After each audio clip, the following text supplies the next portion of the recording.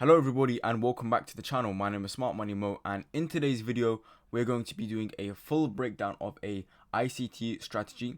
And if you watch this video entirely and thoroughly, you will no longer need another ICT video for this strategy, right? And speaking of strategies, I'm just going to quickly mention that I have 8 2023 updated course strategies, ICT included in some of them as well.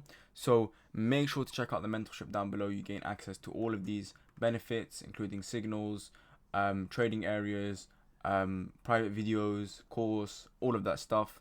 So yeah, make sure to check that out down below. But without further ado, let's get right into today's video. Alright everyone, so the first thing we're going to do with today's strategy is we're going to look over the strategy parameters. So the sort of outlining features to do with this strategy.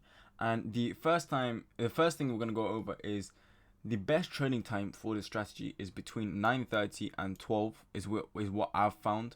I know some people say from 10 to 11 or from the start of 8:30 to all the way up to 12.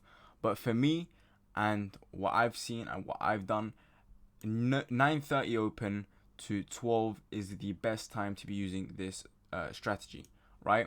And we're talking New York time here. For London, this would be from starting 2:30 UK time, right? But yeah, that is the timing, and the entries are strictly from supply and demand or fair value gap.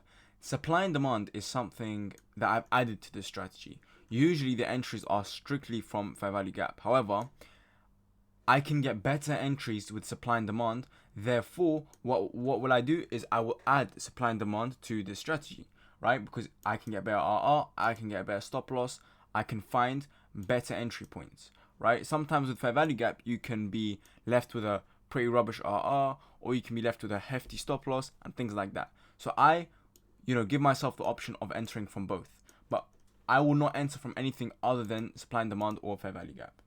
And the third thing is you must use good risk management in partials. And the reason why I say this is because this is a scalp strategy. So when you are scalping, you want to make sure you have a good risk management. You want to make sure that you are taking partials so that whenever you do scalp and price goes in your direction, just even the slightest bit, right? Maybe for 1 hour or 2 hours, you're securing something into your account and, you're using the right risk management. Okay, but yeah, those are the 3 parameters I'd say you must understand before using this strategy. So what we'll do is we'll now move on to step 1 of the actual strategy itself. So the first thing in this strategy is a liquidity grab, right? So the minute we are at 2:30 is when we actually are going to start looking for entry. So before 2:30, right, ideally you want to see a liquidity grab. And all a liquidity grab is price sweeping a equal high, a equal low, a price daily low, or a previous daily low or a previous daily high, or just at any high or low that's significant in the market, right? So for example, here we have an example of price sweeping out some equal lows. So you guys can see here, these are some relative equal lows. Price comes in and sweeps them, right? This sweep is this point over here. And of course, if I see a sweep of lows, I'm expecting a move in the opposite direction. The same way with highs, right? So let's say we have relative equal highs over here, and then price comes, makes these relative equal lows, and then price comes and sweeps these lows. This is the liquidity sweep. And of course, I'm expecting price to move in the other direction, right? So those are the examples of equal highs and equal lows. The same thing applies with just any high or low. So let's say we have a low here, a significant sort of low, maybe a previous daily low or previous daily high or something like that. Price comes in, creates this low, price sweeps it, and then I'm expecting a move in the opposite direction. Same thing here. Price creates this high, I expect to move in the opposite direction. I expect price to sweep this, then I expect a move in the opposite direction, right? It's the same thing over and over again. And I'm expecting to see this before 2:30, right? Ideally before 2:30. That way I can start thinking about entries after 9:30 New York time, right? So yeah, guys, that is step 1. Essentially what we're looking for is a liquidity grab. Step 2 is a market structure shift, right? Or a change of character. It doesn't matter what you call it. Essentially what I'm looking for here is for price to close, so the candle to close and break above a previous high or below a previous low, right? So if I was to show this and these examples, right, for example here, you can see price, there's a clear structural high here or a clear structural high here, for example, if price didn't break this high through this move, right? So there is a clear structural high over here. What happens after my liquidity sweep is price comes and takes out this high. This here is my market structure shift. Why? Because price has closed above this previous high, right? Giving me a market structure shift towards the upside, validifying this whole setup. Okay, so now this is valid because we have our market structure shift here. Another example of a market structure shift is when we have a breakthrough a previous supply or demand. So let's say we have a supply zone over here, right? And there are going to be traders trading the supply zone because, you know, they're going to take this as a break of structure instead of liquidity sweep, right? So there is a supply zone here. If price goes above and breaks through the supply zone and a candle closes above the supply zone, we can also say this is a valid market structure shift towards the upside because the supply zone over here has been violated. So now we can switch over to demand, right? Does that make sense? Of course it does, because when supply is failing, it means demand is going to win. Now, those are the two examples of market structure shift, and those were two examples towards the upside. Let me go through some examples towards the downside because it's essentially the same thing. So we have our liquidity sweep, price starts moving towards the upside. What do I expect then? I expect a move towards the downside. And what am I looking for here? I'm looking for price to break through a low, a structural low, or I'm waiting to break through demand. Right, so let's say we have a demand zone over here. People are going to think this demand zone is valid because of this break of structure. However, we know this is a liquidity sweep, right? So our bias is towards the downside. So when I see price breaking through this level of demand, I'm thinking, okay, so demand has failed, supply is going to win, so I'm going to be taking shorts, right? And that is a valid market structure shift. This is a valid market structure shift. Same thing here and the same thing here. All I'm looking for is a close of the candles above the previous high or below the previous low, or for price to break through the supply and demand. Okay, it's as simple as that, guys. Step 3 is your entry. Your entry is simply going to be off of, again, like I mentioned at the start, a fair value gap or a supply and demand. Those are the two entry points that you're going to use, and these entries must be at an extreme level, or they must be the most extreme level out of all of the supply and demands that you can see over here. So for example, if I had a supply zone all the way down here, and then I had a a demand zone, talking about demand here, if I had a demand zone here and then I had a demand zone here, I am going to be wanting to take the demand zone entry from down here, right? Ignore any demands which aren't the most extreme level. You want to take entries from the most extreme level, right? And this can be on any sort of time frame. This could be the 5 minute, 1 minute, 3 minute, 10 minute, 15 minute is sort of pushing it because, again, we are scalping here. So yeah, you kind of want to keep it in that 1 minute to 10 minute range for the entries of supply and demand. Same thing for fair value gap. You want to just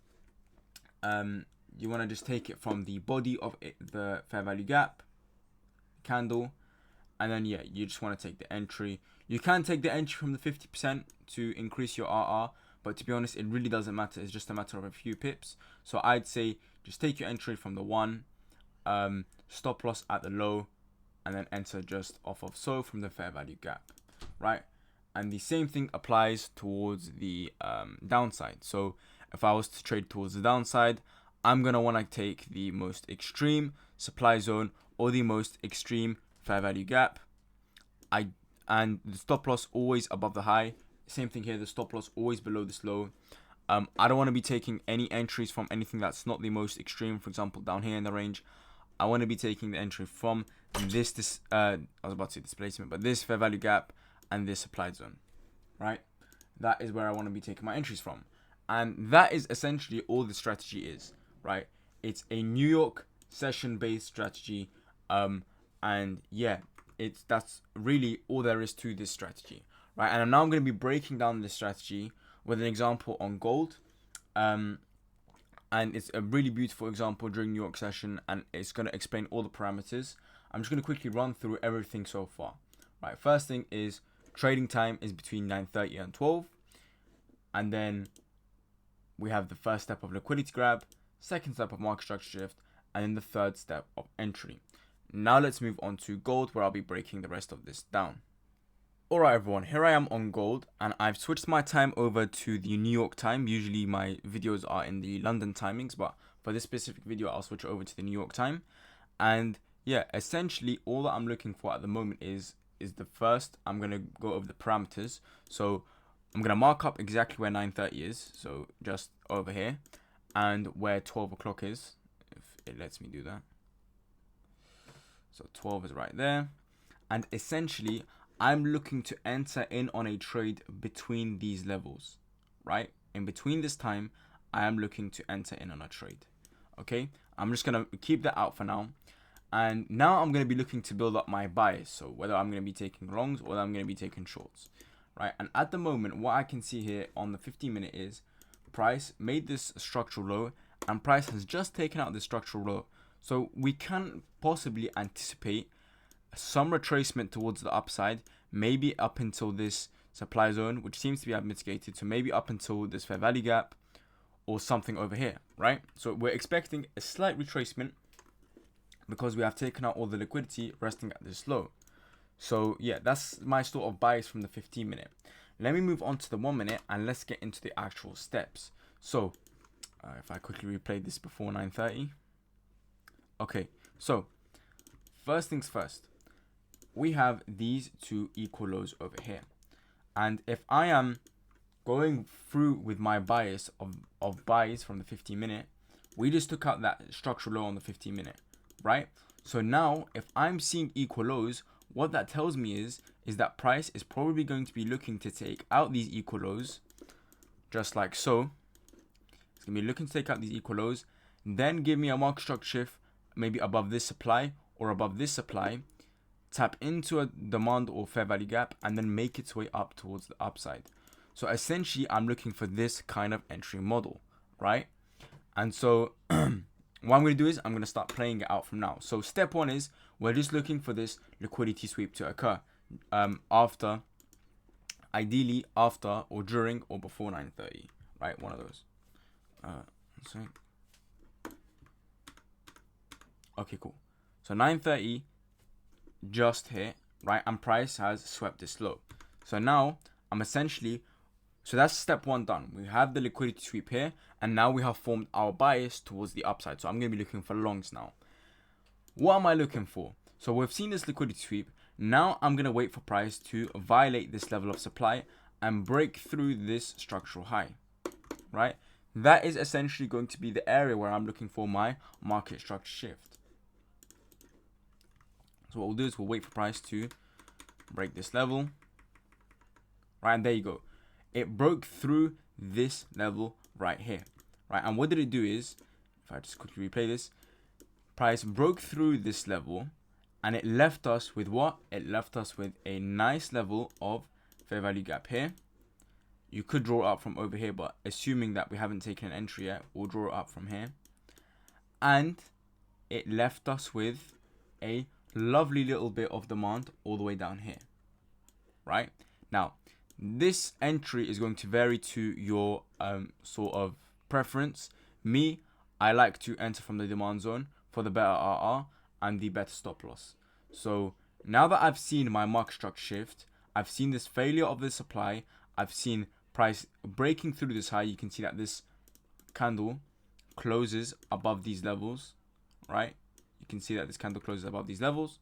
So what will I do is I will wait for price to come back down to this, the most extreme demand zone or the most extreme fair value gap, and I'll wait for price to mitigate those levels, and then that's where I'll take my entry from.